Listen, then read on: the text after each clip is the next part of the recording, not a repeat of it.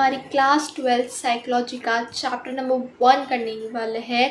यानी कि आज हम हमारे क्लास 12 साइकोलॉजी की बुक को शुरू करेंगे। हमारा चैप्टर 1 का नाम क्या है? Variations in psychological attributes. तो जैसे कि मैं हमेशा कहती हूँ कि ह्यूमैनिटीज़ के जितने भी सब्जेक्ट्स होते हैं उसके अंदर आपको सबसे पहले क्या काम करना होता है, आपको चैप्टर की हेडिंग समझनी होती है, उसके बाद ही आप चैप्टर को इजीली समझ सकते हो। तो सबसे पहले समझते हैं, इसको ब्रेक डाउन करते हैं। वेरिएशंस क्या होता है? वेरिएशंस क्या नहीं, जो आपके डिस्टिंक्टिव या डिफरेंसेस आते हैं, ठीक है। साइकोलॉजिकल एट्रीब्यूट्स क्या होते हैं? साइकोलॉजिकल एट्रीब्यूट्स यानी कि आपके जो ट्रेट्स हैं, ठीक है। एक सेकेंड।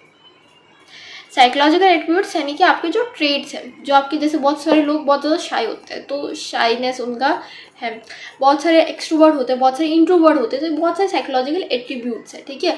अब इसके अंदर जो वेरिएशंस आते हैं हम उसके बारे में समझने वाले हैं, ठीक है। अब वेरिएशंस यहाँ पे मेनली 5 साइकोलॉजिकल एट्रीब्यूट्स की बात की गई है, ठीक है। इंटेलिजेंस, एप्टीट्यूड, इंटरेस्ट, वैल्यूज़ और पर्सनालिटी। उसके अलावा भी होते हैं बहुत सारे, बट जो मेन डोमेन्स है वो 5 है, ठीक है। हम उसके बारे में बात करेंगे और मेनली जो इस चैप्टर का फोकस होगा वो मेजर पार्ट होगा इंटेलिजेंस पर।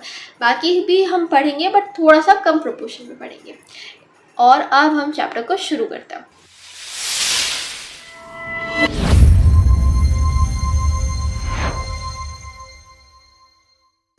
देखो, पहले हमें कुछ टर्म समझनी होगी। जैसे यू हैव इंडिविजुअल डिफरेंसेस। अभी क्या होता है, बहुत सिंपल भाषा समझते हैं। This is you, this is your sibling, ठीक है। आप दोनों अपने अंदर है ना डिफरेंसेस निकालो। ऑफकोर्स बहुत सारे डिफरेंसेस निकलेंगे, ठीक है।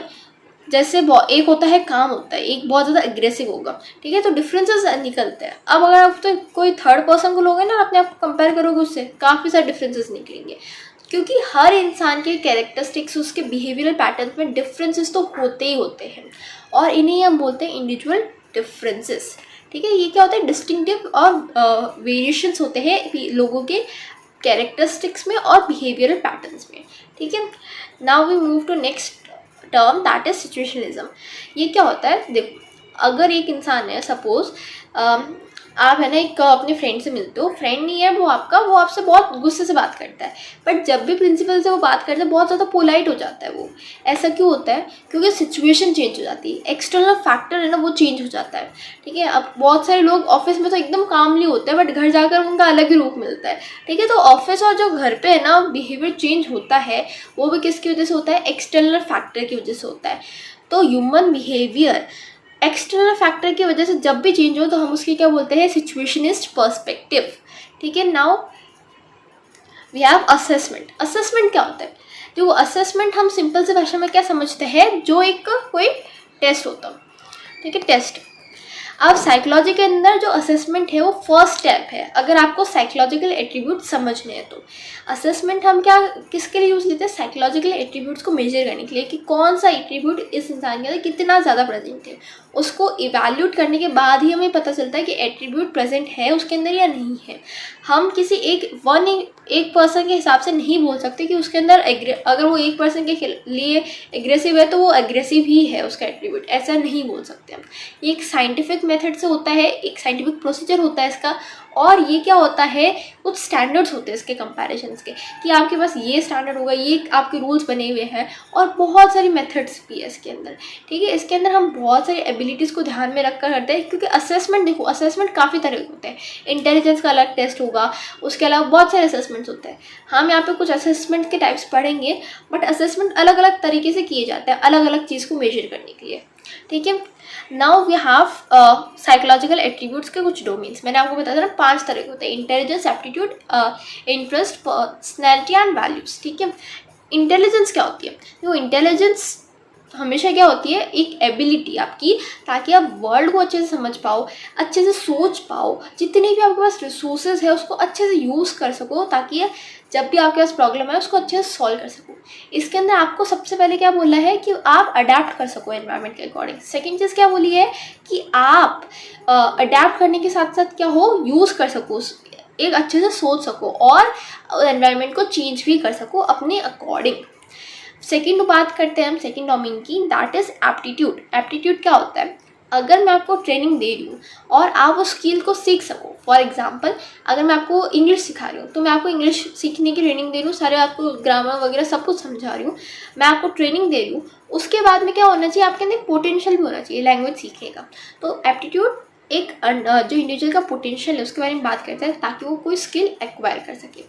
इंटरेस्ट क्या होता है, इंटरेस्ट हमारे प्रेफरेंस के बारे में बात करता है, ठीक है, हमारे प्रेफरेंस, किसी एक्टिविटी में एंगेज होने की प्रेफरेंस, ठीक है।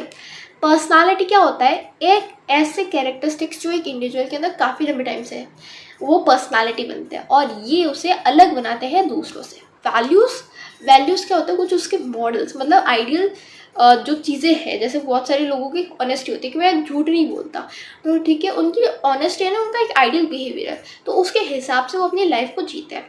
कुछ बिलीव्स होते हैं उनके, ठीक है, उसको हम बोलते हैं वैल्यूज़। अब वैल्यूज़ के बाद में हम बात करते हैं असेसमेंट मेथड्स की।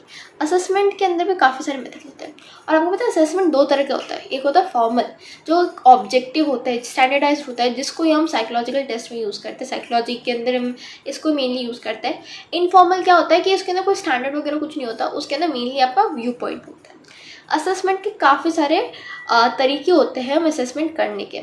सबसे पहले आप साइकोलॉजिकल टेस्ट।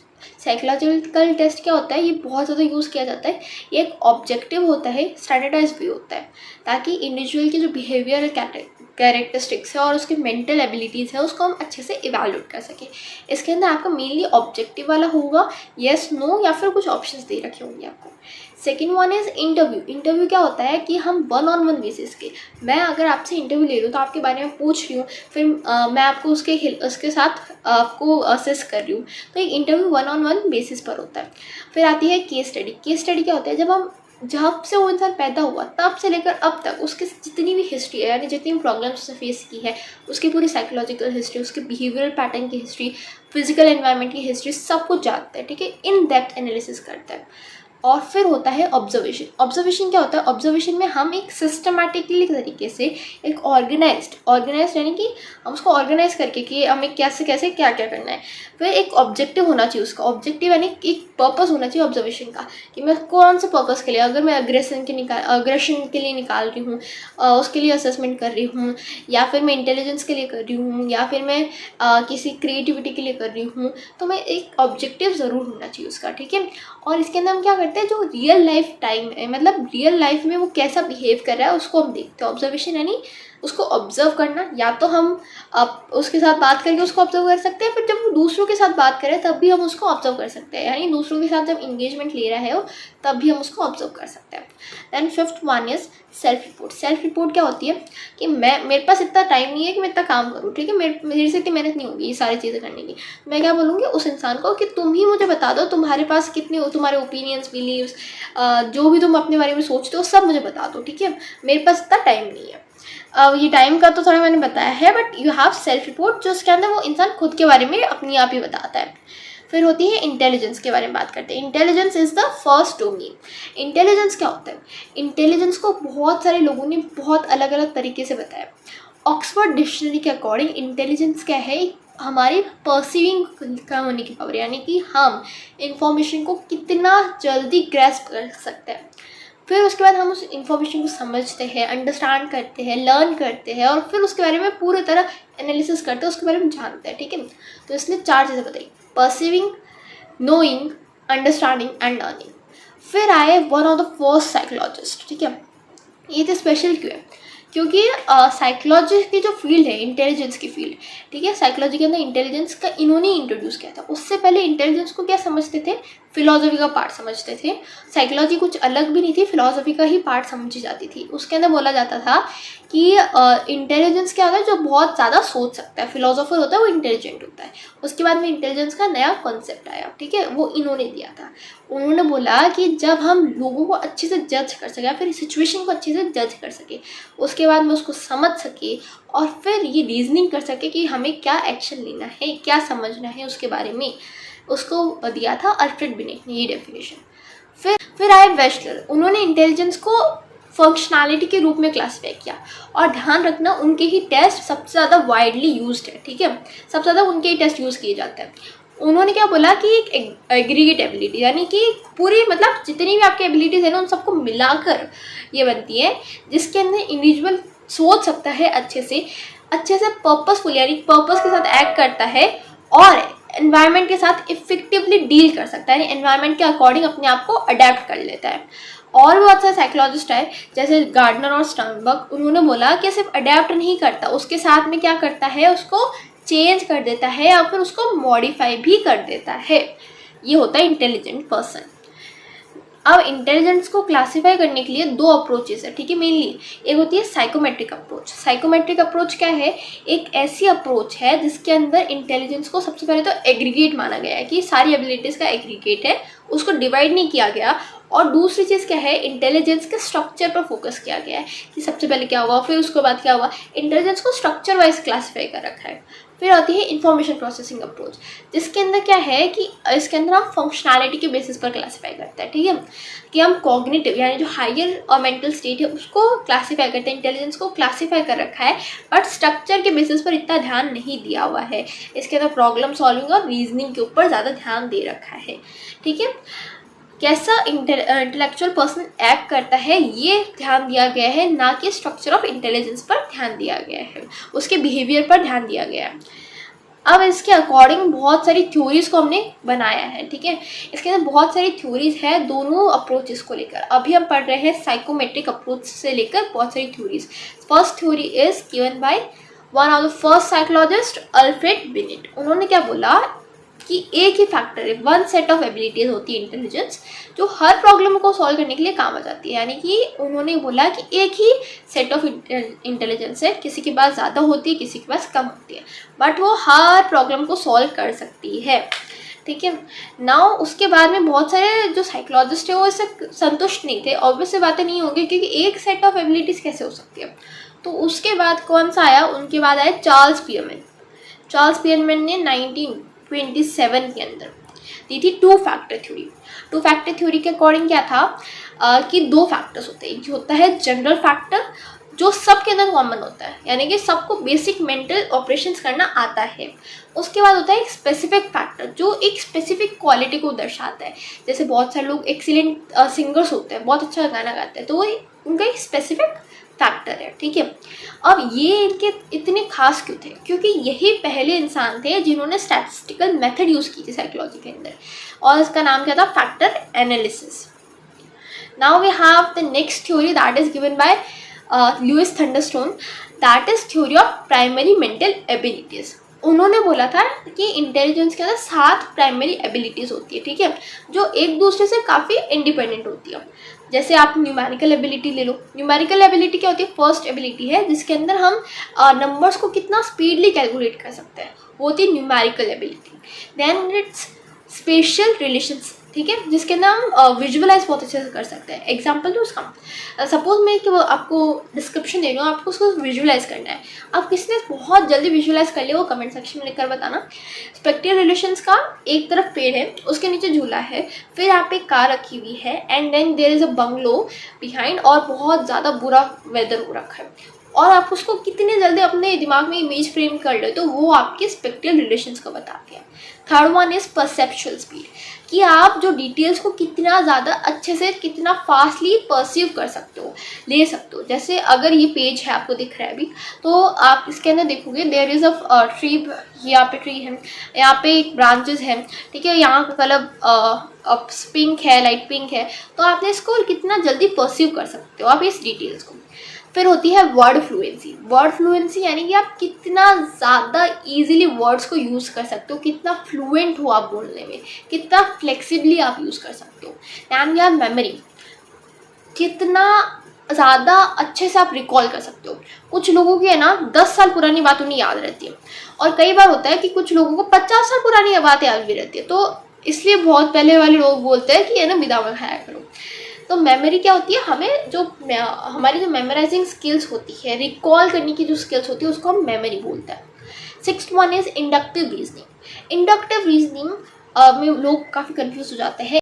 इंडक्टिव रीजनिंग के अंदर क्या होता है कि हमें बहुत सारे फैक्ट्स दे देते हैं, उससे हमें एक जनरल रूल निकालना होता है। एग्जाम्पल देकर समझते हैं कि सपोज एक पर्सन है गोलू, ठीक है, गोलू को पसंद है बहुत सारी मिठाई, उसने बहुत सारी मिठाई खा ली, अचानक से बेहोश हो गया। फिर पता चला डॉक्टर से कि उसको डायबिटीज़ हो गई। तो हमने एक जनरल रूल क्या निकाल दिया इतने सारे फैक्ट से कि ज़्यादा मिठाई खाने से क्या होती है, डायबिटीज़ होती है। तो एक इंडक्टिव रीजनिंग इसको बोलता है। एक कॉमन सा एग्जाम्पल दिया मैंने ताकि आप बहुत ईजिली समझ सको। Then we have verbal comprehension. Verbal comprehension यानी कितना फास्टली आप लोग जो वर्ड्स है उनके कंसेप्ट और आइडियाज़ की मीनिंग को ग्रेस्प कर सको।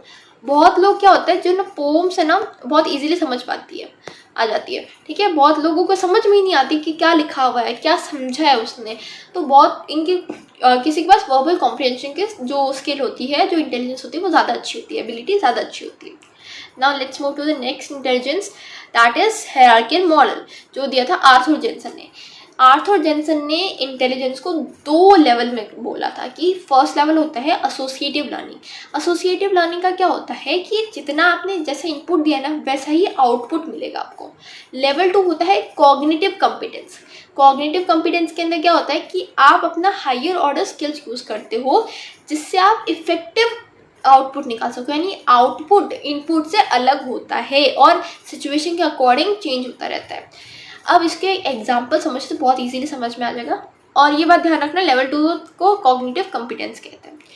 ये जो लेवल 1 है ये फॉलो करते हैं छोटे बच्चे, सपोज क्लास 6 के बच्चे, और जो लेवल 2 है वो हमारे क्लास 12 के बच्चे फॉलो करते हैं।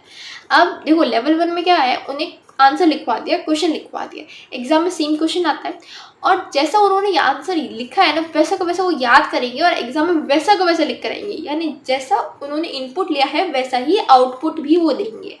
सेकेंड लेवल में क्या होता है कि आप इतना सारा कंटेंट है कि आप उसको सेम टू सेम तो रख नहीं सकते और क्वेश्चंस भी चेंज होते हैं। तो आप क्या करते हो, क्वेश्चन के अकॉर्डिंग अपना आंसर फ्रेम करते हो, यानी इनपुट को चेंज करते हो इफेक्टिव आउटपुट प्रोड्यूस करने के लिए।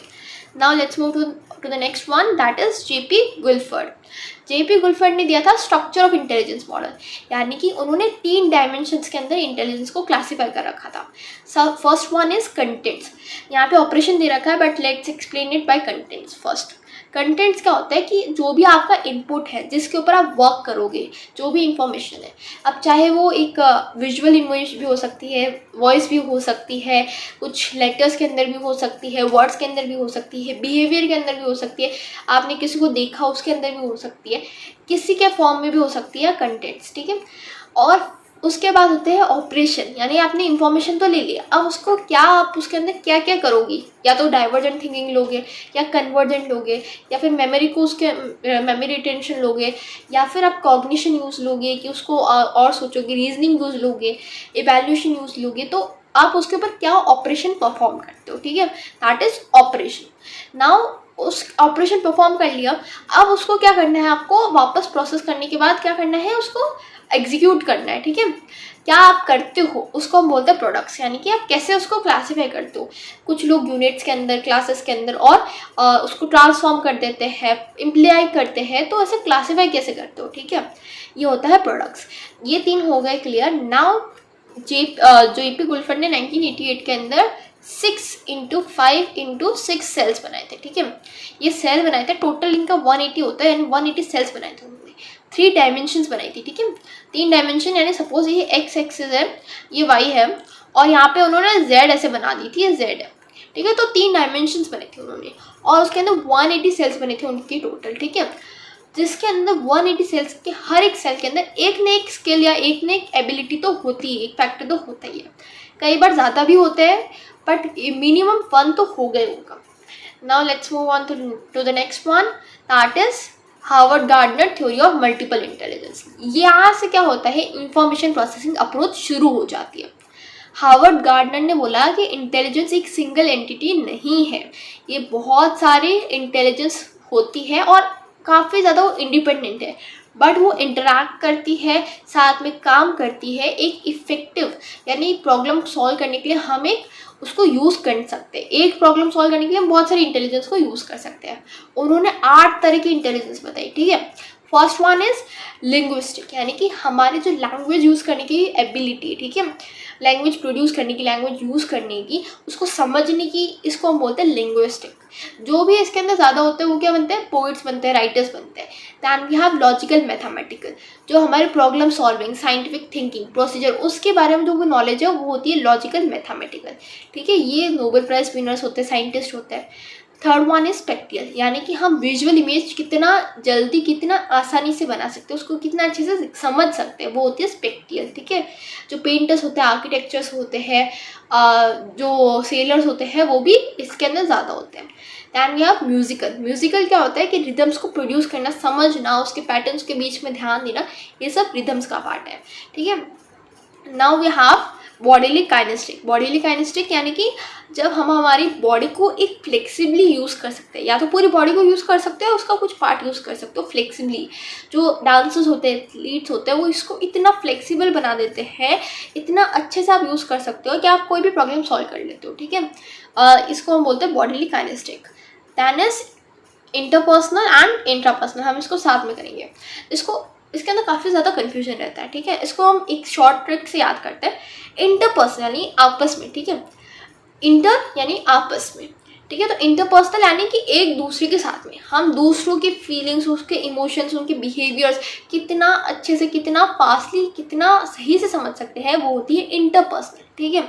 हम उनके साथ कितना कंफर्टेबली रिलेशन बता सकते हैं, वो होती है इंटरपर्सनल, ठीक है। जो साइकोलॉजिस्ट होते हैं, सोशल वर्कर होते हैं, उसके अंदर काफ़ी ज़्यादा होता है। इंट्रापर्सनल क्या है कि हम हमारी फीलिंग्स, हमारी डिज़ायर्स, हमारी विल्स, हमारे मोटिव्स, हमारी सेल्फ इस्टम, उसको कितना अच्छे से समझ सकते हैं, हमारी लिमिटेशंस को हम कितना अच्छे से ध्यान में रख सकते हैं, हम हमारी जो हमारे बारे में नॉलेज है उसको कितना इफेक्टिवली यूज़ कर सकते हैं। जो फिलोसोफर्स होते हैं, स्पिरिचुअल लीडर्स होते हैं, वो इसके अंदर हाई होते हैं, ठीक है। फिर आती है नेचुरलिस्टिक। नेचुरलिस्टिक क्या होता है कि हम नेचुरल वर्ल्ड से कितना ज़्यादा कनेक्टेड हैं, जो उनकी ब्यूटी को हम कितना अच्छे से आइडेंटिफाई कर पा रहे हैं, जो फ्लोरा और फौना है उसके बीच में डिस्टिंक्टिवनेस कितनी है उसको पता कर पा रहे हैं। जो फार्मर्स होते हैं, जो बर्ड वॉचर्स होते हैं, या फिर जूलॉजिस्ट होते हैं, वो इसके अंदर काफ़ी हाई रहते हैं। Then we have Robert Sternberg's theory of triarchic theory of intelligence. इन्होंने इसको क्या बोला था कि इंटेलिजेंस हमारी एबिलिटी तो है, अडेप्ट कर सकती है, एनवायरनमेंट को सिलेक्ट भी कर सकती है, शेप भी कर सकती है, ताकि हम हमारे गोल को फुलफिल कर सकें। उन्होंने 3 basic types of intelligence the. First one is experiential, यानी कि हम हमारे एक्सपीरियंसेस को यूज़ कर सकते हैं, जो हमारे प्रीवियस एक्सपीरियंसेस हैं, और उससे हम क्या कर सकते हैं, इफेक्टिव आउटपुट प्रोड्यूस कर सकें, और अभी की जो प्रॉब्लम है उसको सॉल्व करने के लिए हम कुछ कर सकते हैं हमारे एक्सपीरियंसेस को यूज़ लेकर। बहुत अच्छा एग्जाम्पल है इसका कि एक इंसान था जिसका नाम आप कमेंट सेक्शन में लिखकर बताओगे। उन्होंने 100 बार बल्ब बनाए, ठीक है, 100 बार फेल हुए। 101 बार उनका सक्सेस क्यों हुआ, क्योंकि उन्होंने जो 100 बार फेल हुए थे उनके एक्सपीरियंसेस को यूज़ किया, ताकि जो गलतियां है वो उसको अवॉइड कर सके। तो एक्सपीरियंशियल इंटेलिजेंस यूज़ हुई ना, इसी को हम क्रिएटिव इंटेलिजेंस भी बोलते हैं, ठीक है। ये कुछ नया बना देते हैं, जैसे साइंटिस्ट होते हैं ना, वो इसको यूज़ करते हैं कई बार। और सेकेंड वन इज कंटेक्चुअल, जिसको हम प्रैक्टिकल इंटेलिजेंस भी बोलते हैं, ठीक है, जो हमारे डेली लाइफ में काम आती है। इसके अंदर क्या होता है, एनवायरनमेंट के डिमांड्स के अकॉर्डिंग हम अपने आप को अडाप्ट कर लेते हैं। सेकंड चीज़ क्या होती है, एनवायरनमेंट को चेंज कर लेते हैं। जो इसके अंदर हाई होते हैं उन्होंने बिजनेस सेंस या स्ट्रीट स्मार्टनेस कहते हैं, और वो अपनी लाइफ में सक्सेस होते हैं। Third one is componential intelligence. Componential intelligence क्या है, एनालिटिकल इंटेलिजेंस। इसके अंदर क्या होता है, इसके अंदर प्रॉब्लम सॉल्व तो करता है, बट इसके अंदर 3 कंपोनेंट्स हैं। पहले 3 कंपोनेंट्स को समझते हैं, उसके बाद एक एग्जाम्पल लेकर उसको पूरा अच्छे से समझेंगे। 3 कंपोनेंट्स कौन से हैं, नॉलेज एक्विजिशन, नॉलेज को हम एक्वायर कर, लर्न कर रहे हैं। सेकेंड वन इज मेटा और हायर ऑर्डर कंपोनेंट, जिसके अंदर हम क्या कर रहे हैं, कैसे हमें क्या प्लान करना है उसको, और उसको प्रोसेस कर रहे हैं मेनली, जिसके अंदर हमें क्या करना है, कैसे करना है, उसको प्लान करता है। थर्ड वन इज हम एक्चुअल में वो काम करते हैं, ठीक है। इसका एक एग्जाम्पल लेते हैं। एग्जाम्पल क्या है कि सपोज ये आप चैप्टर पढ़ते हो, ठीक है। सबसे पहले आपने नॉलेज एक्वायर की आपको उस चैप्टर को समझकर, ठीक है। फिर उसके बाद आप क्या करोगे, चैप्टर आपने पढ़ लिया, उसके बाद आप उसको प्रोसेस करोगे, ठीक है। प्रोसेस करने के बाद क्या होगा, अगर आपका कल टेस्ट है तो आप क्या करोगे, उसको एक्चुअल में आप उसका आंसर्स लिखोगे, तो आप एक्चुअल में कर रहे हो। तो ये 3 स्टेप्स होते हैं इसके अंदर। ये जो मेनली है ये कहाँ आता है, स्कूल में काम आता है। जो स्कूल होता है ना, वहाँ पे काम आता है ये वाले intelligence. Now we have the PASS model. तो planning, attention, arousal, simultaneous successive model, PASS model बहुत ज़्यादा इंपॉर्टेंट है क्योंकि ये एग्जाम में आपको पास करवाएगा। ये किसने दिया था? JP Das, Jack Naglieri and केबी, ये तीनों ने दिया था पास मॉडल। कब दिया था? 1994 के अंदर दिया था। ठीक है, ये क्या उन्होंने क्या बोला कि 3 न्यूरोलॉजिकल सिस्टम्स होते हैं जिन्हें हम फंक्शनल यूनिट्स ऑफ ब्रेन बोलते हैं। सबसे पहला क्या है? अटेंशन और अराउजल, यानी कि अगर कोई हमें स्टिमुलाई मिल रही है, यानी कि एक सपोज एक पिक्चर है, दिस इज अ पिक्चर, बहुत सुंदर पिक्चर है, तो आपने उसको अटेंशन दी ना सबसे पहले, फिर उसके बाद में उसको प्रोसेस किया। ठीक है, तो सबसे पहले क्या होता है? अटेंशन देना होता है, ना ज़्यादा होना चाहिए ना ही कम होना चाहिए, एक प्रॉपर अटेंशन आपको रिक्वायर्ड होती है। ठीक है, second one is simultaneous and successive processing. अब इसके अंदर क्या होता है? दोनों के अंदर कन्फ्यूजन काफ़ी होता है। साइमल्टेनियस क्या होता है? सब कुछ एक साथ, यानी सारे एक साथ हम प्रोसेस कर रहे हैं। सपोज मैं एक एग्जांपल आपको देती हूँ। This is me erase it once, या ये एक बॉक्स है, ये दूसरा बॉक्स है, ये तीसरा बॉक्स है, एंड ये आपको बताना है चौथे बॉक्स में क्या आएगा। फर्स्ट वन में मैंने ये वाला करा, सेकंड वन में मैंने ये वाला करा, ठीक है, सेकंड वाला, थर्ड वन में मैंने थर्ड वाला किया, तो फोर्थ वन में ऑटोमेटिकली आप क्या बोलोगे कि फोर्थ वाला होगा। तो आपने क्या किया? इन चारों को एक साथ पैटर्न में अंडरस्टैंड किया, साइमल्टेनियसली अंडरस्टैंड किया।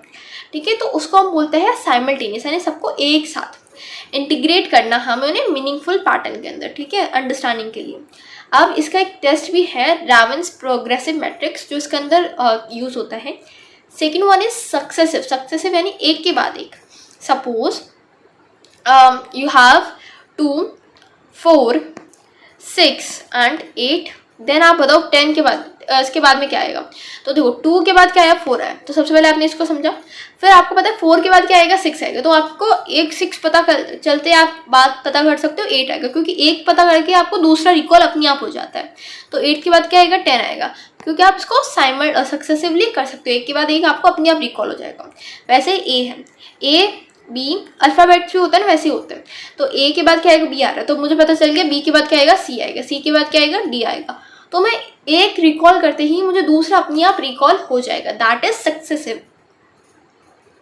Now we have third one is planning. Planning क्या होती है? जब हमने इंफॉर्मेशन प्रोसेस कर लिया, अब हम क्या करने हैं? एक्शन लेंगे उसके ऊपर, उसको इम्प्लीमेंट करेंगे, और जब वो एक्शन सही नहीं लगा तो हम उसको चेंज कर सकते हैं ताकि उसकी इफेक्टिवनेस रहे। अब इसको एक एग्जाम्पल से समझते हैं जो आपकी बुक में भी दे रखा है कि सपोज आपको एक टेस्ट है, कल आपकी टीचर ने बताया कि आपको एक कल टेस्ट लेना है, क्लास टेस्ट हो रहा है। ठीक है, तो क्लास टेस्ट के अंदर सबसे पहले आपने अटेंशन दी कि हाँ टीचर ने क्या बोला, कौन से चैप्टर का टेस्ट है, फिर आप क्या कर रहे हो? उसको प्रोसेस कर रहे हो। अब इसके अंदर एक एग्जाम्पल मैं देती हूँ कि आपका पॉलिटिकल का टेस्ट है और साइकोलॉजी का टेस्ट है, दोनों का एक साथ है, तो आपको दोनों को ऐसा सोचना पड़ेगा कि साइमल्टेनियसली सोचूंगा कि मैं इसको भी करूँगी, इसको भी करूँगी, कैसे करूँगी। फिर जब आप उसको करने लगोगे तो वो हो जाएगा प्लानिंग। अब सपोज आपने सोचा मैं अकेले पढ़ूंगी, बट अकेले आप नहीं पढ़ पाए क्योंकि बहुत सारे डाउट्स आ रहे हैं, तो आपने अपना प्लान चेंज किया और बोला कि मैं स्टडी करूंगी फ्रेंड्स के साथ ताकि मैं अच्छे से पढ़ पाऊँ। तो ये क्या होगा? प्लानिंग आपने चेंज भी किया और प्लान भी किया। ठीक है, अब एक इम्पॉर्टेंट आ जाता है CAS, that is cognitive assessment system, जो नॉन वर्बल टेस्ट है। ठीक है, इसके अंदर हम बेसिक मेंटल फंक्शंस यूज़ करते हैं, बेसिक मेंटल फंक्शंस को मेजर करता है। कौन से एज ग्रुप के अंदर? 5 से लेकर 18 ईयर्स के अंदर, और ये किसने डेवलप किया था? दास और निगलेरी ने। ठीक है, नाउ वी हैव, ये जो मैंने आपको जितनी भी थ्योरीज पढ़ाई ना उसका एक चार्ट है, बहुत ज़्यादा इंपॉर्टेंट है, आप इसका स्क्रीनशॉट ले सकते हो। और वैसे भी मैंने जो इसका डिटेल PDF है, पूरा का पूरा नोट्स का है, वो मैंने अपनी टेलीग्राम चैनल पर डाल दिया है, लिंक आपको डिस्क्रिप्शन में भी मिल जाएगी और वीडियो के एंड में भी मिलेगी। ठीक है, तो थ्योरीज ऑफ इंटेलिजेंस के अंदर आप देखो, साइकोमेट्रिक अप्रोच के अंदर यू हैव यूनिफैक्टर थ्योरी, जो कि इसने दी थी अल्फ्रेड बिनेट ने। 2 फैक्टर थ्योरी चार्ल्स पियरमैन ने। Theory of primary mental abilities Louis Thurstone ने। हायरार्किकल मॉडल आर्थर जेनसन ने। स्ट्रक्चर ऑफ इंटेलिजेंस मॉडल किसने दिया था? JP क्लिफर्ड ने। अब इंफॉर्मेशन प्रोसेसिंग अप्रोच के अंदर theory of mental intelligence Harvard gardener ने दी थी, और जो ट्रैकिक थ्योरी है वो रॉबर्ट स्टर्नबर्ग ने दी थी। PASS model JP Das, Jack Naglieri and KB ने दी थी। Now we have intelligence, the role of nature and nurture. Nature क्या होता है? जो आपकी जीन से, जो आपकी हेरिडिटरी है, और नर्चर क्या होता है? Environmental factors. इंटेलिजेंस का जो बनती है ना, वो इन दोनों फैक्टर्स की वजह से बनती है। जो हेरिडिटरी है वो एक लिमिट सेट कर देता है, बट एनवायरनमेंट उसको नर्चर करने में हेल्प करता है। ठीक है, तो आपके वो इसके अंदर एग्जाम्पल दे रखे हैं कि हेरिडिटरी कैसे रोल प्ले करती है। जैसे आइडेंटिकल ट्विंस है, उनकी जो साथ में वो बड़े होते हैं ना, उनकी कोरिलेशन 0.90 होती है, ठीक है। और जब वो अलग अलग एनवायरनमेंट के अंदर बड़े होते हैं तो उनकी 0.702 होती है। और जब आइडेंटिकल ट्विंस नहीं है, फ्रैक्टर्नल ट्विंस है जो साथ में बड़े हुए हैं, उनकी 0.60 होती है कोरिलेशन, यानी कि वो आपस में कितना कोरिलेट कर रहे हैं। जो सिबलिंग्स है, जो अगर उन्हें साथ में बड़ा किया है तो उनकी 0.50 होती है, और अगर उन्हें अलग अलग बड़ा किया है तो 0.25 होती है, ठीक है। तो कोरिलेशन में काफ़ी डिफरेंस आता है अगर आपकी एनवायरनमेंट कैसा है और आपकी हेरिडिटी कैसी है, ठीक है। अब अगर अडॉप्टिव चिल्ड्रन है तो ऐसा शुरू में देखा गया है, शुरू में क्या होता है, वो बायोलॉजिकल पेरेंट्स की इंटेलिजेंस को ज़्यादा शो करता है, बट धीरे धीरे जैसे वो बड़े होते हैं तो उनके अडॉप्टिव पेरेंट्स का बिहेवियर और उनकी इंटेलिजेंस उनके अंदर दिखती है। जो भी पुअर बैकग्राउंड से आता है ना, जब वो रिच फैमिली के अंदर अडॉप्ट होते हैं तो उनकी IQ लेवल में बूस्टअप आता है। तो इससे हमें क्या पता चलता है कि एनवायरमेंटल फैक्टर रोल प्ले करता है, और जो हेरिडिटी है वो भी रोल प्ले करती है। तो इनका इंटरप्ले बनाता है इंटेलिजेंस, ठीक है, इंटरप्ले बनाता है इंटेलिजेंस। असेसमेंट कैसे करें हम इंटेलिजेंस का, ठीक है। तो असेसमेंट करने के लिए सबसे पहले जो आए थे वो अल्फ्रेड बिनेट और थियोडर साइमन थे, जिन्होंने सबसे पहले इंटेलिजेंस को मेजर करने का एक सक्सेसफुल अटेम्प्ट किया था 1905 के अंदर। 1908 के अंदर इन्होंने MA का कॉन्सेप्ट दिया मेंटल एज का, ठीक है। तो उसके लोगों की मेंटल एज नापी। मेंटल एज क्या होती है, मेंटल एज सिमिलर, एक मेंटल एज यानी कि सपोज अगर आपकी मेंटल एज 8 ईयर्स है तो 8 ईयर्स के जितने भी ग्रुप है, मतलब जितने भी बच्चे, उनकी एवरेज मेंटल एज उतनी होगी, उतने ही वो मेंटली होंगे, ठीक है। मेंटली जो मेंटल एबिलिटी उनकी उतनी ही होगी। क्रोनोलॉजिकल एज क्या होती है, आपकी बायोलॉजिकल एज, यानी कि आप कितने साल के हो। जो इंटेलेक्चुअल चाइल्ड होता है उनकी MA ज़्यादा होती है CA से।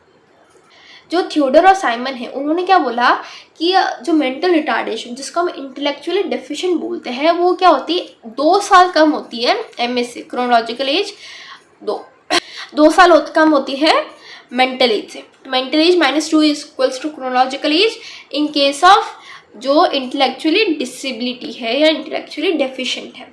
1912 के अंदर विलियम स्टर्न आए थे, उन्होंने IQ का कॉन्सेप्ट निकाला था। IQ क्या होता है, IQ सिंपल सा एक होता है फॉर्मूला, इसका है वो बहुत ज़्यादा इंपॉर्टेंट फॉर्मूला है, MA/CA × 100।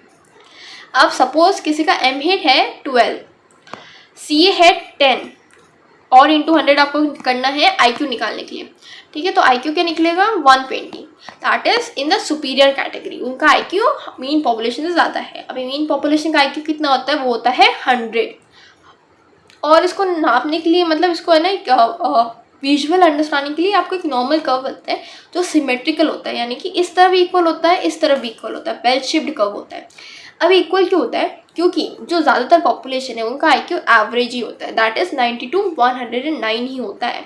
और जो उनका थोड़ा बड़ा होता है ना, हाई एवरेज, जो थोड़े से ज़्यादा इंटेलिजेंट होते हैं, वो 110 से 119 तक होते हैं, जो 16.1% होते हैं। और 120 से 130 तक जो सुपीरियर कैटेगरी में आता है वो 6.7% आता है। और वेरी सुपीरियर में जो 130 से अबाव है, that is 2.2% of the population. अब जो लो एवरेज है वो 80 से 89 तक होते हैं, दैट इज 16.1%। 70 से 79 तक जो बॉर्डर लाइन बच्चे हैं बस, वो है 6.7%। Below 70 is intellectually disabled, that is 2.2%। अब देखो, आप देख रहे हो कि इसके अंदर जो 2.2%, 2.2%, 6.7, 6.7, 16.1, 16.1 एक सिमेट्रिकल यानी इक्वल आ रहा है। जो हाईली इंटेलेक्चुअल है वो भी इक्वल है और जो लो है वो भी इक्वल है। तो इसका जो मीन है ना, जो हाईएस्ट होता है वो कितना होता है, 100। ये आपको याद रखना है। अब इसको हम क्यों बनाते हैं, नॉर्मल कर्व क्यों बनाते हैं, इसका यूज़ क्या है कि हम एक्सट्रीम्स को आइडेंटिफाई कर सकें, जो बहुत ज़्यादा सुपीरियर है और जो बहुत ज़्यादा डिसेबल्ड है, ठीक है। इसको हम आइडेंटिफाई करने का बहुत ज़्यादा मेन पर्पस है। नॉर्मल कर्व क्या होता है, फ्रीक्वेंसी डिस्ट्रीब्यूशन होता है IQ का, जो एक बेल शेप्ड कर्व बनाते हैं, उसको हम बोलते हैं नॉर्मल कर्व।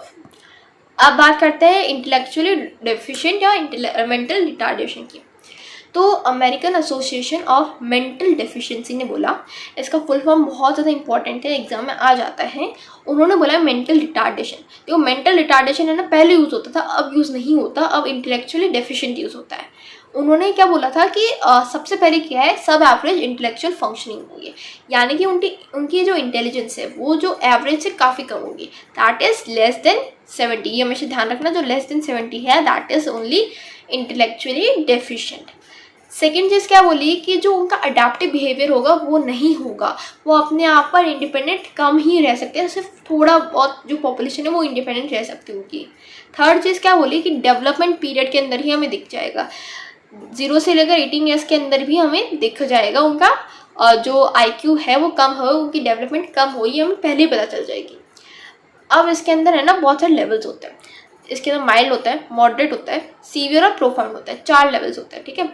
माइल्ड क्या होता है, अपनी फैमिलीज होल्ड कर सकते हैं बट उन्हें थोड़े बहुत है ना लैग करते, वो पीछे रहते थे, ठीक है, थोड़े बहुत उनके इतना ज़्यादा वो पढ़ नहीं सकते।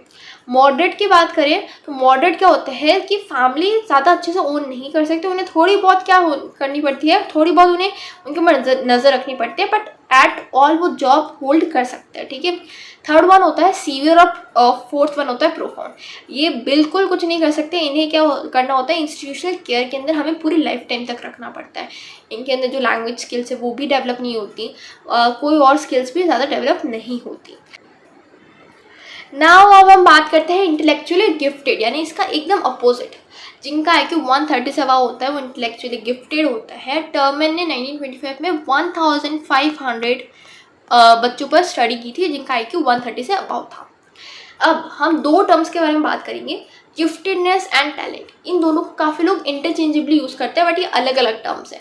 गिफ्टेडनेस क्या होता है, एक्सेप्शनल जनरल एबिलिटी जो बहुत सारी फील्ड्स के अंदर हमें दिखती है, जैसे बहुत सारे लोग हैं ना, खाना अच्छा बनाते हैं, खेल कूद में भी अच्छे हैं, पढ़ाई में भी अच्छे हैं, राइटिंग भी उनकी अच्छी है, तो एक गिफ्टेड चिल्ड्रन में आता है वो। टैलेंट क्या होता है, एक नैरो टर्म है, यानी छोटी सी एक स्पेसिफिक फील्ड के बारे में बात करती है, स्पेसिफिक टैलेंट के बारे में बात करती है। जैसे कुछ लोग क्रिकेट में अच्छे होते हैं जैसे सचिन तेंदुलकर, कुछ चेस में अच्छे होते हैं, कुछ आपको साइंटिस्ट अच्छे मिलेंगे, तो वो होते हैं टैलेंट के बारे में, वो टैलेंटेड होते हैं। और जो हाईली टैलेंटेड होते हैं उन्हें हम प्रोडिजीज बोलते हैं, ठीक है।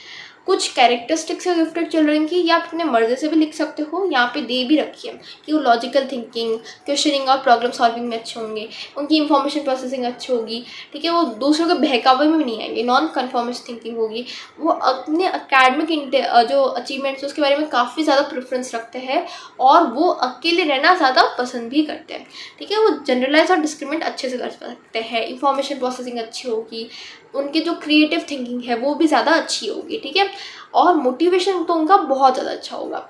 ये होती है कैरेक्टरिस्टिक्स गिफ्टेड चिल्ड्रन की, ठीक है। Now we have types of intelligence test. Intelligence test के भी काफ़ी सारे टाइप्स होते हैं, that is individual, group test, ये तो फर्स्ट टाइप है, ठीक है। इंडिविजुअल टेस्ट यानी जो एक इंसान पर करा जाए, 1 person at time. Group test नहीं, बहुत सारे ग्रुप पर हम कर सकते हैं, ठीक है। इंडिविजुअल टेस्ट के अंदर आप देखोगे कि जो सेंसिटिविटी होती है सब्जेक्ट की तरफ, वो होती है किसकी, टेस्टर की, जो टेस्ट ले रहा है उसकी सेंसिटिविटी होगी सब्जेक्ट से। जबकि ग्रुप टेस्ट में क्या होता है, ज़्यादातर MCQs फॉर्मेट में होता है, रिटन आंसर फॉर्मेट में होता है, ओरली हो सकता है, बट ज़्यादातर क्या होता है, रिटन फॉर्मेट में ही होता है MCQs के अंदर ग्रुप टेस्ट। जबकि इंटेलेक्चुअल टेस्ट बहुत सारे फॉर्म्स में किया जा सकता है। Now we have next one, that is non-verbal and verbal and performance test. Verbal यानी लैंग्वेज का यूज़ करना, तो या तो आप बोल कर बताओ या लिख कर बताओ। लैंग्वेज का जिसके अंदर यूज़ होता है वो वर्बल होता है, जैसे बिनेट साइमन का टेस्ट है वो लैंग्वेज यूज़ लेकर होता है, जो सिर्फ पढ़े लिखे लोग ही कर सकते हैं। नॉन वर्बल यानी कि विदाउट एनी लैंग्वेज, जिसके अंदर हम इलस्ट्रेशन यानी पिक्चर्स यूज़ करते हैं, वो होता है, जैसे आप एग्जाम्पल ले सकते हो, आप रेवेंस प्रोग्रेसिव मैट्रिक्स का एग्जाम्पल ले सकते हो, ठीक है, वो नॉन वर्बल है। Third one is performance test. Performance test क्या होता है कि हम कोई टास्क दे देते हैं परफॉर्म करने के लिए और आपको परफॉर्म करना है, ठीक है, कोई टास्क आपको कंप्लीट करना है, जैसे कॉन्स ब्लॉक डिज़ाइन टेस्ट, या आप क्या कर सकते हो, ये एक परफॉर्मेंस टेस्ट है जो आप कर सकते हो, ठीक है। ये जो पढ़े लिखे लोग हैं वो भी करते हैं, जो नहीं पढ़े लिखे लोग हैं वो भी करते हैं। फिर आता है एक और टाइप, कल्चर फेयर और कल्चर बाइस्ड। कल्चर फेयर यानी जो हर कल्चर के अकॉर्डिंग फेयर हो, और कल्चर बाइस्ड यानी जो एक कल्चर के हुई ज़्यादा महत्वता दे। अब देखो जितने भी ज़्यादा टेस्ट बने ना उसमें से मोस्टली अमेरिकन टेस्ट है, तो वो अमेरिकन कल्चर के अकॉर्डिंग बने होंगे, जाहिर सी बात है। अब आप उसको एशिया में लाओगे तो उसके अकॉर्डिंग तो नहीं बने हैं ना, वो एशियन लोगों के लाइफस्टाइल के अकॉर्डिंग थोड़ी ना बने हैं, वो तो अमेरिकन लोगों के लाइफस्टाइल के अकॉर्डिंग बने हैं, तो वो क्या है, कल्चर बायस टेस्ट है। Now we next topic is intelligence testing in India, India के अंदर कैसे होता है? तो देखो, जो भी अमेरिकन टेस्ट है या फिर जो भी बाहर से आए हुए टेस्ट है ना, इंडिया के अंदर उन्होंने क्या किया, ट्रांसलेट किया ज़रूर किया था। जैसे SM मोहसिन ने हिंदी का टेस्ट ट्रांसलेट किया, CH रईस ने जो बिनेट का उर्दू और पंजाबी के अंदर ट्रांसलेट किया था, और उसी टाइम पे महालनोबिस ने बंगाली के अंदर भी किया था। इंडियन रिसर्चर्स ने इंडियन नॉर्म्स बनाने की उस वेस्टर्न टेस्ट की बहुत ज़्यादा कोशिशें की है। जैसे RPM का जो अलेक्जेंडर पेसलॉन्ग का टेस्ट है, जो क्यूब फॉर्मेशन और कॉन्स ब्लॉक डिज़ाइन का है, बहुत सारे टेस्ट दिए थे जिनकी इंडियन नॉर्म्स बनाने की कोशिश की गई थी। अब आपको एक इम्पॉर्टेंट याद रखना है कि 103 टेस्ट जो हमारी लैंग्वेज, बहुत सारे लैंग्वेजेस में अवेलेबल है, इसकी लिस्ट बनाई थी लॉन्गन मेहता ने उनकी बुक हैंडबुक मेंटल मेजरमेंट के अंदर, मेंटल मेजरमेंट हैंडबुक, ठीक है। अब इसको डॉक्यूमेंट कौन करेगा, प्रिजर्व कौन करके रखेगा, NCERT, national council of education research and training, and national library of education and psychological test, दोनों क्या करेंगे, उसको डॉक्यूमेंट करके रखेंगे। Now the next one is, आपको यहाँ पे एक बॉक्स दे रखा है जिसके अंदर आपको बहुत सारे वर्बल और परफॉर्मेंस टेस्ट है जो स्पेसिफिकली इंडिया के अंदर अडॉप्ट किए गए हैं, बनाए हुए हैं, ठीक है। नाउ हम बात करते हैं कल्चर की। कल्चर क्या होता है? कल्चर हम बहुत बार पढ़ चुके हैं, एक सिस्टम, एक कलेक्टिव बिलीव होता है, ठीक है। कस्टम्स का, बिलीव्स का, जो ट्रेडिशंस है, जो अचीवमेंट्स हो रखी है, जो लिटरेचर हो गया, जो आर्ट फॉर्म हो गया, जो लोगों के बीच में कॉमन लैंग्वेज होगी, सब बनाते हैं कल्चर का पार्ट, ठीक है। अब कल्चर है ना, जहाँ पे आप पैदा हुए हो, सोचो जहाँ पे पैदा हुए हो, जहाँ पे आप बड़े हो रहे हो, तो वो आपको सोशल कंटेक्स्ट प्रोवाइड करता है। ऐसा कह रहा था व्योगोत्स्का, जो एक रशियन साइकोलॉजिस्ट थे, और ये सही भी बात है, कल्चर आपको एक सोशल कंटेक्स्ट तो प्रोवाइड करता ही है, ठीक है। उन्होंने बोला कि जो less technological advance states societies है ना, वहाँ पे जो सोशल और जो इमोशनल इंटेलिजेंस है उसको ज़्यादा वैल्यू दी जाती है। टेक्नोलॉजिकल एडवांस सोसाइटी में क्या, जो पर्सनल अचीवमेंट्स होते हैं, जैसे जो हमारी रीजनिंग एबिलिटी है, जो personal solving, problem solving ability है, उसको ज़्यादा वैल्यू दी जाती है। व्योगोत्स्की के अकॉर्डिंग जो बेसिक मेंटल फंक्शंस है, जैसे रोना, जब हम बचपन में सोते और बचपन में हम भूख लगते थे, हम रोते थे, ठीक है। चलना, रोना, फिरना, ये सब क्या है, बेसिक फंक्शन जो सबके अंदर कॉमन होते हैं। बट कुछ फंक्शन जो जिसके अंदर रीजनिंग यूज़ होती है, जिसके अंदर प्रॉब्लम सॉल्विंग यूज़ होती है, वो क्या होते हैं, वो जो कल्चर है उसके अकॉर्डिंग शेप होते हैं, ठीक है, जो मेंटल फंक्शंस हैं। एक था स्टर्नबर्ग, एक और साइकोलॉजिस्ट था, उन्होंने बोला था कि जो इंटेलिजेंस है वो कल्चर का ही एक प्रोडक्ट है। टेक्नोलॉजिकल इंटेलिजेंस क्या है, वेस्टर्न टेक्नोलॉजिकली एडवांस स्टेट्स में होती है, जिसके अंदर उनकी जो थिंकिंग है, जो प्रॉब्लम सॉल्विंग स्किल्स है, जो उनकी पर्सनल अचीवमेंट्स है, उसके ऊपर ज़्यादा फोकस किया जाता है। जैसे ऑब्जर्वेशन, अटेंशन, परफॉर्मेंस, मोटिवेशन, इन सब पे ज़्यादा फोकस किया जाता है। जबकि एशिया और अफ्रीका में क्या है, जो नॉन टेक्नोलॉजिकल स्किल्स है, जैसे self reflection, cognitive, non cognitive aspects, और जो लोगों के साथ में कलेक्टिव ओरिएंटेशन है, उसके ऊपर ज़्यादा फोकस किया जाता है। तो यहाँ पे जो नॉन टेक्नोलॉजिकल इंटेलिजेंस है वो ज़्यादा है, ज़्यादा मेन उनके ऊपर ध्यान दिया जाता है। अब इंडिया के अंदर क्या क्या है, कैसे इंटेलिजेंस है, तो इंडिया के अंदर इंटीग्रल इंटेलिजेंस फॉलो होती है, जो हम बुद्धि कहते हैं ना, जिसके अंदर कॉग्निटिव भी आता है, नॉन कॉग्निटिव भी आता है, सोशल और जो वर्ल्ड एनवायरनमेंट है उसका कनेक्शन होता है उसके अंदर, ठीक है। अब बुद्धि क्या है, बुद्धि हमारे ओन कॉन्शियस, हमारे विल्स और डिज़ायर के बारे में बात करती है, जिसके अंदर हमारे ओपिनियंस भी आ जाते हैं, दूसरों के ओपिनियंस आते हैं, हमारे मेंटल एफर्ट्स, जो हमारे एक्शंस है वो सब आ जाता है। इंटीग्रल इंटेलिजेंस के 4 टाइप्स है, ठीक है, 4 टाइप्स है। कितने, सब फर्स्ट वन इज कॉग्निटिव, जो वेस्टर्न इंटेलिजेंस है ना, उसको एक ही हम टाइप में क्लासीफाई कर देते हैं, अंडरस्टैंडिंग, प्रॉब्लम सॉल्विंग, डिस्क्रिमिनेटिंग, ये सब है ना कॉग्निटिव में आ जाता है। Second one is social, social यानी जो सोसाइटी के रूल्स हैं, ठीक है, जैसे हम एल्डर्स की जो रिस्पेक्ट करते हैं ना, वो हमारे इंटीग्रल इंटेलिजेंस के अंदर आता है, जो वेस्टर्न सोसाइटी में तो है ही नहीं, ठीक है। तो जो रिस्पेक्ट है, जो हेल्प करने का तरीका होता है, वो सब आता है सोशल कॉम्पिटेंस के अंदर। Third one is emotional competence, यानी कि हम हमारी इमोशंस को कैसे अच्छे से रेगुलेट कर सकते हैं, मोटिवेट कैसे रह सकते हैं, सेल्फ स्टीम कैसे रख सकते हैं, पोलाइट कैसे हो सकते हैं, सेल्फ कंडक्ट कैसे हो सकता है, ये सब आता है इमोशनल कॉम्पिटेंस के अंदर। एनवायरमेंटल कॉम्पिटेंस यानी कि जो हमारी प्रोफेशनल लाइफ के अंदर मेनली क्या होता है, प्रोफेशनल लाइफ में, तो प्रोफेशनल लाइफ में जो भी आपको स्किल्स काम आएगी, जैसे हार्ड वर्क हो गया, पेशेंस हो गया, कमिटमेंट हो गया, ये सारे आते हैं एंटरप्रेन्योरल कॉम्पिटेंस के अंदर, ठीक है। अब हम बात करते हैं इमोशनल इंटेलिजेंस। इमोशनल इंटेलिजेंस क्या होती है, इमोशनल इंटेलिजेंस एज पर किसने, सेलिवरी एंड मेयर, इन दोनों ने बोला था कि जब हम हमारे इमोशंस तो मॉनिटर कर ही रहे पर उसके साथ दूसरों के इमोशंस को हम पहचान सके, दूसरों के इमोशंस के बीच में हम डिस्क्रिमिनेट कर सकते हैं, हमारे एक्शंस को हम सोच सकते हैं, थिंकिंग ऐसे कर सकते हैं कि हमें कैसे हमारा जो प्रॉफिट है वो होगा, हमें कैसे हमारे एक्शंस लेने चाहिए, ठीक है। उन्होंने बोला वही इमोशनल इंटेलिजेंस है, ठीक है। उन्होंने EQ का कॉन्सेप्ट भी दिया था। जैसे IQ होता है ना, IQ क्या होता है, IQ इंटेलिजेंस क्वेश्चन होता है, वैसे ही EQ होता है। EQ क्या होता है कि हमारी जो एबिलिटी है इमोशनल इंटेलिजेंस को, इमोशनल इंफॉर्मेशन को कैसे एक्यूरेटली एंड एफिशिएंटली यूज़ कर सकते हैं, उसको हम बोलते हैं इमोशनल क्वेश्चन, ठीक है। जैसे IQ कई बार हाई होता है बहुत सारे लोगों का, बट ये ज़रूरी नहीं वो सक्सेसफुल हो, बहुत सारे बार वो अनसक्सेसफुल हो जाते हैं। क्यों? क्योंकि उनका EQ कम होता है। तो EQ हाई होना काफ़ी ज़्यादा इंपॉर्टेंट है, इसकी काफ़ी ज़्यादा इंपॉर्टेंस है, ठीक है। जैसे आपको ये वर्क प्लेस पे काम करेगा, फैमिली के अंदर काम करेगा, ये आपको क्या करेगा, बहुत सारे जो हार्डशिप है, जो स्ट्रेस होता है उसको भी मैनेज करने में हेल्प करेगा, ठीक है। एंटी सोशल बिहेवियर हटाएगा। और अभी इसके ऊपर काफ़ी ज़्यादा ध्यान दिया जा रहा है, अभी एक बहुत अच्छा टॉपिक बना है, बहुत ज़्यादा फोकस्ड टॉपिक है ये, तो ऐसे क्वेश्चंस काफ़ी ज़्यादा आ जाते हैं। अब बात करते हैं एप्टीट्यूड के बारे में। तो एप्टीट्यूड हमने चैप्टर के शुरू में ही पढ़ा था कि एप्टीट्यूड क्या होता है, हमारे पोटेंशियल कि हम एक स्किल को एक्वायर कर सकें ट्रेनिंग के बाद में। कि सपोज एप्टीट्यूड में मैंने आपको लैंग्वेज का एग्जांपल दिया था, ठीक है। तो एप्टीट्यूड टेस्ट क्या होता है कि हम करियर्स के लिए भी यूज़ करते हैं कई बार, क्योंकि वो लोग आइडेंटिफाई करना चाहते हैं कि उनके पास पोटेंशियल है कि नहीं है। क्योंकि कई बार क्या होता है, उनका इंटरेस्ट होता है, ठीक है, इंटरेस्ट बहुत है बट पोटेंशियल नहीं है, ठीक है, एप्टीट्यूड नहीं है, तो क्या होगा, वो सक्सेसफुल नहीं बन पाते। कई बार होता है कि एप्टीट्यूड तो बहुत है बट इंटरेस्ट नहीं है, तो उसके अंदर भी वो सक्सेसफुल नहीं बन पाते, ठीक है। अब दोनों ही चीज़ें होना बहुत ज़्यादा ज़रूरी है।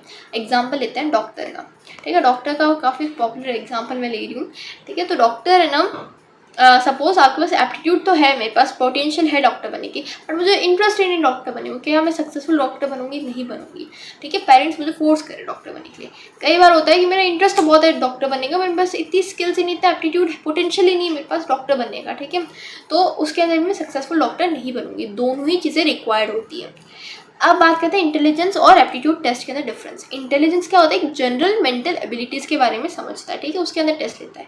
Aptitude special abilities in specific field जो होती है ना उसके बारे में लेता है, ठीक है। एप्टीट्यूड के काफ़ी दो टाइप्स के है ना असेसमेंट होता है, दो टाइप के टेस्ट होता है। एक होता है इंडिपेंडेंट, जो स्पेशलाइज्ड यानी कि उस पर्टिकुलर फील्ड के अंदर ले रहा है, ठीक है, उस पर्टिकुलर चीज़ के लिए ले रहा है, जैसे साइंटिफिक हो गया, और भी बहुत सारे होते हैं। सेकेंड वन इज मल्टीपल, ठीक है। मल्टीपल में क्या होता है, जनरलाइज्ड होता है, ठीक है। एक टेस्ट बैटरीज के अंदर फॉर्म में होता है कि बहुत सारे जो सेपरेट जो चीज़ें होती है जिनके थोड़ा बहुत कॉमन फैक्टर होता है, उसको हम टेस्ट बैटरी के अंदर ऑर्गेनाइज कर देते हैं।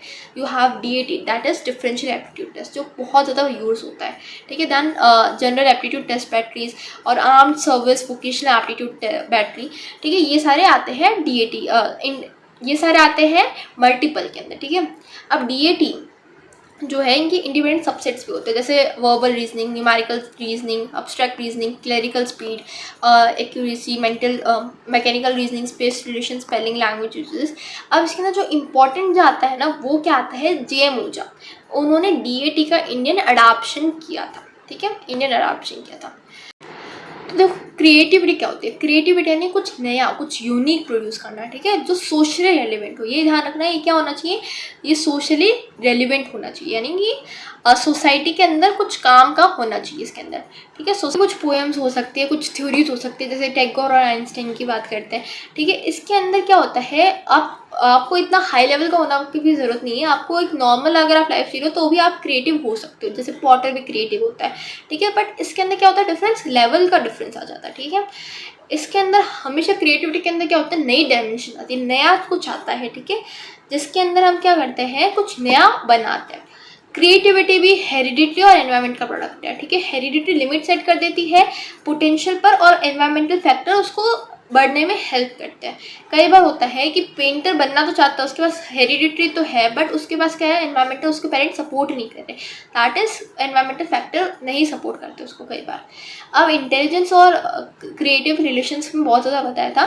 टर्मन ने 1920 के अंदर क्या बोला था कि ऐसा ज़रूरी नहीं कि ज़्यादा इंटेलिजेंट होना ही ज़्यादा क्रिएटिव होना है, यानी कि कई बार होता है कि IQ तो बहुत ज़्यादा है पर वो क्रिएटिव नहीं है बंदा, उसको कुछ नया नहीं कर रहा है, ठीक है। कई बार होता है IQ कम है फिर भी क्रिएटिव है, और बट इसके अंदर मेन चीज़ आपको क्या ध्यान रखनी होगी कि पॉजिटिव रिलेशन होता है, यानी कि थोड़ा बहुत IQ तो ज़रूरी है, थोड़ी बहुत इंटेलिजेंस तो ज़रूरी है क्रिएटिव बनने के लिए भी। तो इंटेलिजेंस और क्रिएटिव टेस्ट के अंदर काफ़ी ज़्यादा डिफरेंस होता है। क्रिएटिव टेस्ट क्या होता है, ओपन एंडेड होता है, उसके अंदर जो आप आंसर्स हो वो आप बहुत सारे अपनी इमेजिनेशन से लिख सकते हो। जबकि इंटेलिजेंस टेस्ट के अंदर क्या होता है, कन्वर्जन थिंकिंग पर ज़्यादा होता है, ठीक है। कोई ओरिजिनलिटी का कोई स्कोप नहीं होता, जो है ना मेन फोकस होता है वो लॉजिकल रीजनिंग, इन सारे जो कॉग्निटिव डेफिनेशंस है, कॉग्निटिव कॉम्पिटेंसी है, उसके ऊपर होता है, ठीक है। क्रिएटिव थिंकिंग में आपको डाइवर्जन मिलेगा, इंटेलिजेंस में कन्वर्जन मिलेगा, ओपन एंडेड होता है क्रिएटिव में, ठीक है। कोई स्पेसिफिक आंसर नहीं होता। इसी कारण की वजह से इसको इवैल्यूएट करना काफ़ी ज़्यादा डिफिकल्ट होता है, इसलिए आपको स्पेशल ट्रेनिंग चाहिए इसको इवैल्यूएट करने के लिए। कुलफर्ट, टोरेंस और वॉलेंस और कोगन ने इसके टेस्ट बनाए थे।